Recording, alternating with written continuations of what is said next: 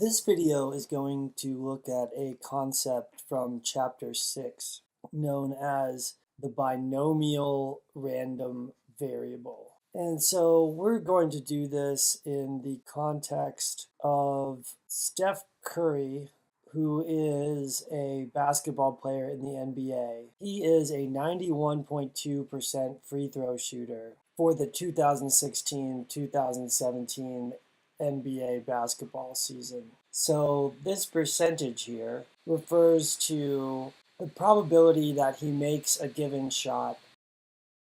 So let's suppose that he shoots 6 free throws. The event where he makes the shot, we're going to call that S. And if he misses the shot, we're going to call that F. We could say the probability of S, which means that the probability of F is 1 minus 0.912 because F is the complement of S, 0.088. When we think about this situation, we want to think that we're viewing these 6 total shots as being one event. He's not just shooting one free throw, he's shooting 6 of them. And every time we calculate something related to this random experiment, we're going to be calculating something related to 6 total shots. So for example, we could ask, what is one possible outcome? These outcomes are going to look like strings of 6 letters that are either F or S. So for example, here's one where he makes the first 2 shots, he misses the 3rd shot,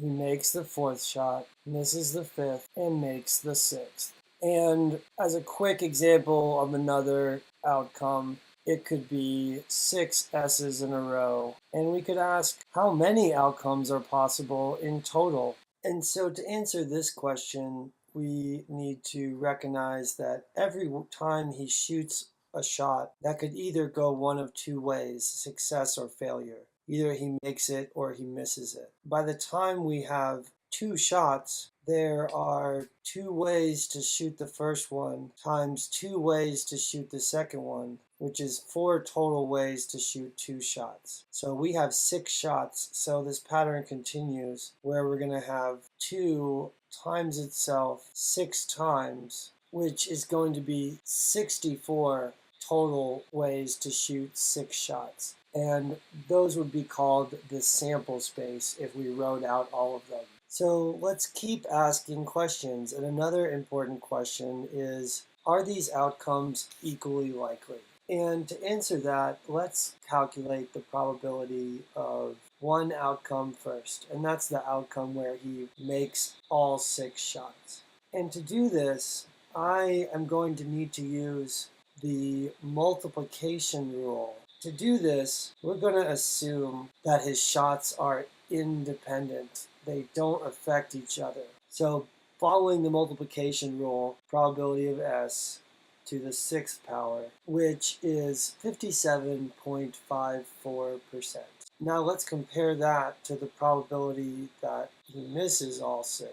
Well, this is going to come from the same way, which is the probability of the event, which in this case is a failure, times itself 6 times. This number gets quite small. In the calculator, it looks like, and this is scientific notation to say move the decimal place 7 digits to the left. The probability that he misses all 6 is quite low and definitely not the same as the probability that he makes all 6. Are these outcomes equally likely? Definitely not. We have a situation where the outcomes are not equally likely.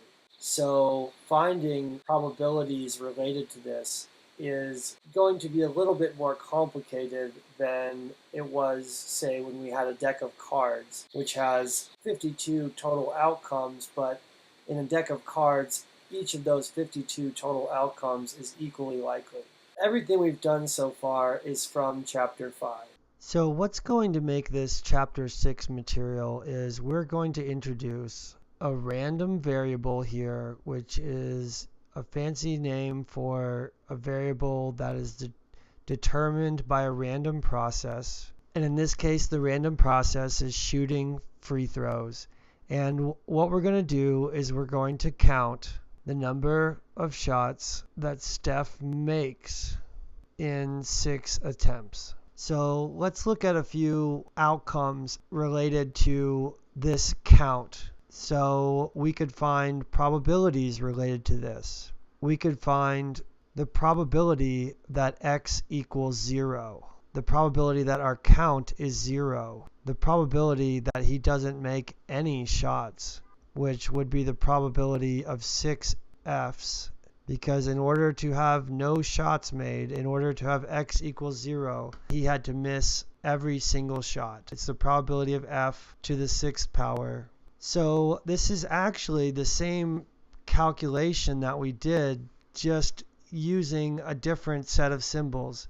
So similarly, we've already found the probability that our count, the number of shots he makes, is equal to 6. Because what outcome is that? That is S, S, S, S, S, and then one more, 6 S's, which is 0.912 to the 6th power, 0.5753. So if you think about these two cases we just looked at, they're the most extreme cases. They're the situations where Steph either makes every single shot in the case of x equaling 6, or Steph misses every single shot in the case where x equals 0. For both of these situations, all we had to do was multiply the right probabilities together. Why were these so easy to calculate?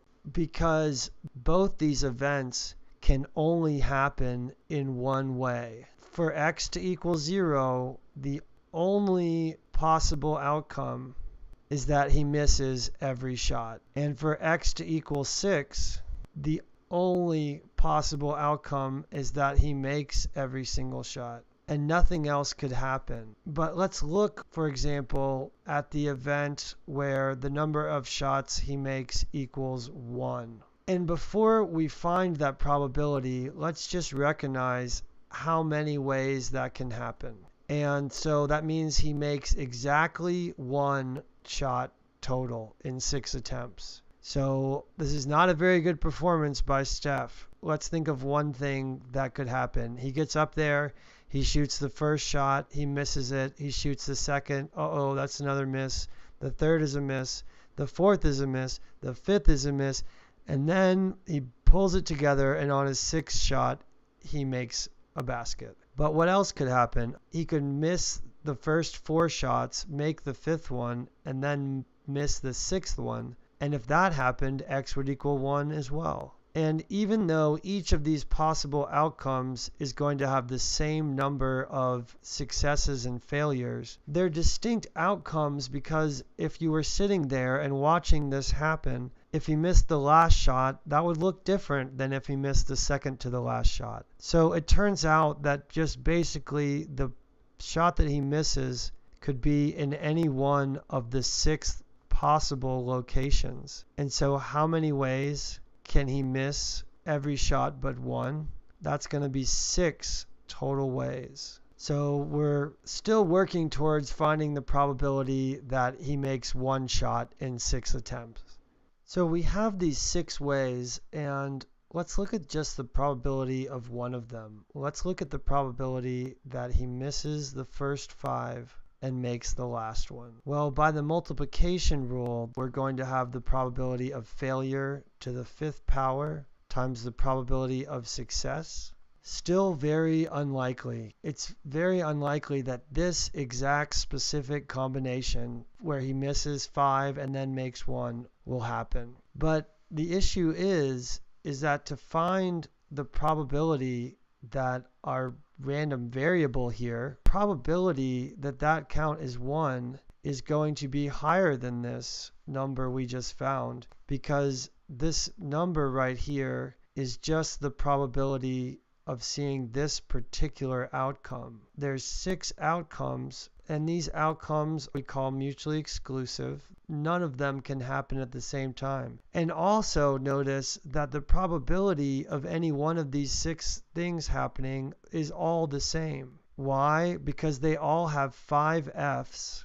And so it doesn't matter what order multiplication is done in. And so we could say the probability that x equals 1 is going to be the probability of seeing any one of these events. Because these are mutually exclusive, we could add their probabilities. We could add the probability of this outcome to the probability of this outcome to the probability of this one. We would be adding 6 numbers, but because all those numbers are the same, we could use multiplication and say it's going to be 6 times this tiny number right here, which is a slightly bigger number that's still pretty small, which isn't very surprising because Steph Curry is very good at free throw shooting, and it's pretty unlikely that he's going to be missing 5 shots if he shoots 6 shots. The man gets paid millions of dollars to play basketball. You might be thinking right now, holy moly, that was a lot to do. And I agree. So let's learn the shortcut for how to calculate probabilities related to this count. So it turns out that the shortcut is going to involve recognizing that not only is x a random variable, x is binomial. Why is it binomial? Because the number of shots he's taking is fixed. Every probability relating to x is always going to be talking about out of 6 shots. And each shot has one of 2 outcomes, which we're calling success or failure. And we said his shots are independent. We haven't actually said this one, but the probability of a success is the same for each shot. Really, the most important thing is that we're counting something. So now what that we know that this is binomial, we're going to use a function in our calculator. Its sole purpose in life is to find the probability that some binomial random variable equals some specific value. And that calculator function comes when you hit the second key. This is for a TI-83 or a TI-84. And then you hit the vars key. And then you go down to a function that looks like the word binomial, but it's not quite the whole word. It just says binomcdf. And the important thing is that the P here stands for probability. That we're basically going to be calculating the probability of some binomial random variable, which is a fancy word for basically just saying we're going to find the probability of a count. And so when you use this function, you are doing a bit of computer programming. Your calculator is a small computer, and you have to give this binompdf, which in computer programming terms we could call a function. You're going to give this computer program 3 inputs, 3 numbers, separated by 2 commas in the middle of them. And this first number is always going to be the number of trials you're dealing with, the number of shots in this case. The general term is called a trial, but in this case our trial is 1 shot. So when we say you need to give the number of trials here, for this problem that's the number of shots, which is 6. And the second number that you input this function is always the probability of seeing a success. I just want to point out that in general, a success is what we're counting. So for this problem, a success is a made shot. Although interestingly enough, if we were counting the number of shots he misses, then a success would actually be a miss. So success doesn't really mean that it's better. It just means that it's what we're counting. The probability of a success is going to be the probability that he makes a shot, which we said is 0.912. And then the third number we put into this computer program is what I call the specific value. And this number is not fixed like the number of trials. This number changes depending on what we want x to equal. So because we were looking for the probability that x equals 1, then 1 is our specific value. So we put a 1 here. And depending on which version of the calculator you have, you might have a parentheses after the word binompdf, or you might have a little screen that tells you to input these three numbers in this manner, where the number of trials is called trials. Eventually, at some point, we're all going to get to a screen that looks like this. And when we hit enter after that, we find this calculation. We find the probability that x equals 1. And lo and behold, what the calculator gives us is exactly the same as this number that we found before, kind of by the long way. Binomcdf is a function that finds the probability that binomial random variables are exactly equal to some number. So let's clear some space here so that we can make a probability model for x. All the possible values of x and the corresponding probabilities of those values. So I'm going to make that in a table, and I'm going to start to use some chapter 6 notation where I'm just going to use the letter x to refer to the values. So what values are possible? We're still talking about the same random variable, the same number of shots he makes in 6 attempts. He could miss them all and x would be 0, or he could make up to a maximum of 6 shots because he's only taking 6 attempts. And so all of these I can find using this same binompdf. I already found the probability that x equals 1. We just found that. And so if I just change the third number here, I can find all these other probabilities. So I could find the probability that he makes all the shots by using the same number of trials, the same probability of a success, but now I want to know the probability that he makes 6 shots. So I change the specific value to 6, and I get this result that's familiar because we've done this before, 0.5754.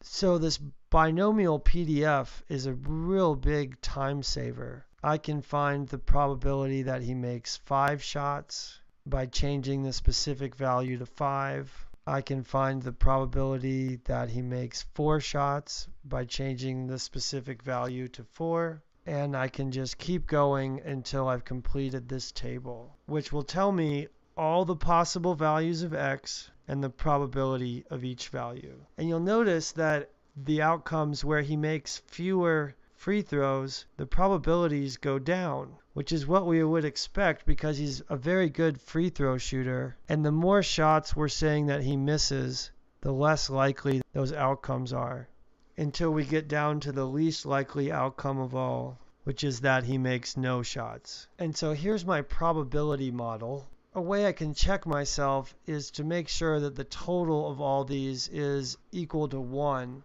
or something close to that. And also I could make sure that every probability individually was between 0 and 1, which they are. And so just as a reminder, this top probability we could find using the multiplication rule pretty easily because it only had one way it could happen. He had to miss every shot. And this bottom probability we could find using the multiplication rule because it only had one way it could happen too. He had to make every shot. But these middle ones here are all more complicated. And so we have to use this binompdf function to find these middle ones just because they happen in more than one way. Although I could still use the binompdf function to find these extreme cases as well. It's a pretty versatile function. So what's the probability that Steph makes at most 4 shots? What does at most mean? It means 0 or 1 or 2 or 3 or 4. All these possible outcomes are included when we say at most 4. In terms of symbols, what does at most mean? It means x is less than or equal to 4. The alligator mouth is always eating the bigger thing. So this probability is the probability that x is less than or equal to 4. And it turns out that this probability, we are going to use the function that's right underneath binompdf, which is binomcdf. And the C stands for cumulative. And what that does is, instead of finding the probability that x is exactly equal to some value, it finds the probability that x is less than or equal to some value. So if I wanted to answer this question, I'm going to use binomcdf, and my specific value is going to be 4. This is going to find the probability that x is less than or equal to 4. So when I'm using CDF, the exact same 3 numbers apply. I still have the number of trials as my first input. I still have the probability of a success, which is still the same, 0.912, and my specific value is going to be 4, and when I hit enter, I get 0.09148, which came from adding up the probabilities of all the outcomes that were less than or equal to 4. So CDF stands for cumulative. Just as a quick review, I have binompdf, and that finds the probability that x is equal to some number. And I have the very similar looking CDF function in my calculator, and that finds the probability that x is less than or equal to some number. So another question we could ask is, what's the probability Steph makes more than 3 free throws? What is that? More than 3? That means 4 or 5 or 6. But unfortunately, our calculator function is a little bit dumb. It only does the less than probabilities. But if we look here, if he doesn't make more than 3 free throws, what does he make? He makes 3 or fewer free throws. And these are complementary events. Either one happens or the other happens. If I called this event F, then 3 or fewer is going to be F complement. And if I want the probability of F, then that's 1 minus the probability of F complement. And I can find the probability of F complement by using my binomcdf function, and the number I want is going to be 3. So this is going to be 1 minus that value. It's quite likely that he'll make more than 3 free throws if he shoots 6. He is a very good basketball player. So the very last idea in chapter 6 is the one related to this question, which is, how many shots out of 6 still do we expect Steph Curry will make? And another way to phrase that is, how many shots will he make on average? We have a phrase for that. It's called the expected value. Expected because it's the number that we expect him to make. It's also an average, though. Averages, we've got 2 symbols. It turns out that although this 0.912 is data-based, all these probabilities here were not data-based. And so this expected value is not based on data, so it's a parameter, and we use the symbol for the mean of a parameter, which is our old friend mu.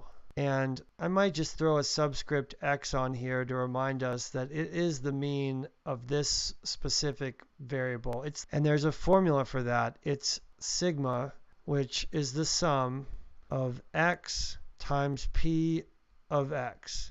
So what does that mean? It means add up these things being multiplied together. 0 times 0.00000004644.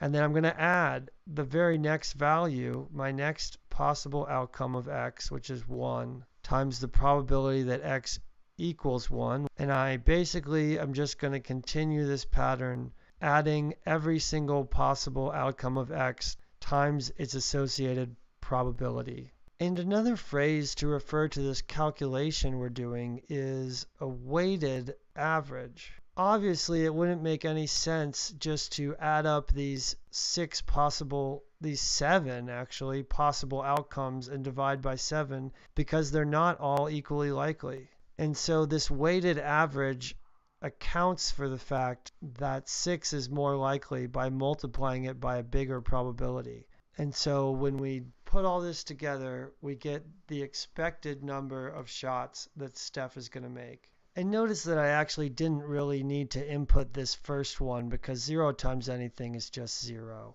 But when I do this, I get 5.47. We expect that every time Steph Curry gets up to the line and shoots 6 free throws, that he's going to make about 5.5 of them. That's not an actual value of shots that he can make. He's never going to make 5.5 shots. But what that is an average. It's if you watched him shoot 6 free throws many times, and you took the average number of shots that he made out of 6 attempts, you would get 5.47. This is a long run idea. So that was the entirety of chapter 6. We looked at every single thing we need to know in the context of a count, the number of shots that Steph Curry makes in 6 attempts. And that count was, when we're being fancy, we call it a binomial random variable. Its probability distribution, or its probability model, is this table over here. And we can find these exact values, these probabilities, by using the binompdf function. And then once we have all the possible probabilities for this model, then we could talk about the expected value for this particular count, which is how many shots we expect him to make on average. And that just comes by taking all the individual values, multiplying them by their probabilities, and adding them all up. So I know that was a lot. When you practice more, just like Steph Curry, you'll get better. If you ever have any questions, please let me know. I hope this video was helpful for you, and I will see you next time. This is Michael Sulak, signing off.